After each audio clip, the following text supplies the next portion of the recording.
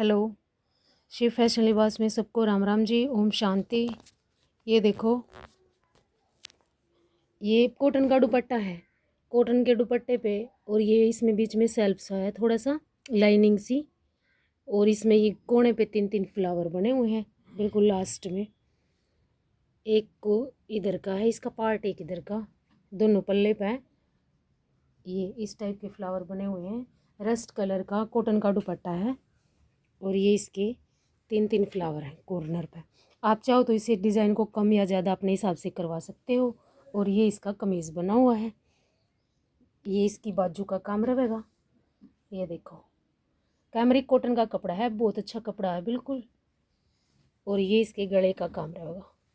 ये देखो, ये इसके गले का काम रहेगा। इस पे ब्लू और रानी कलर का कंट्रास्ट है। एक दूसरा सूट और दिखाते हैं आपको। ये देखो, ये रेड रस्ट कलर है।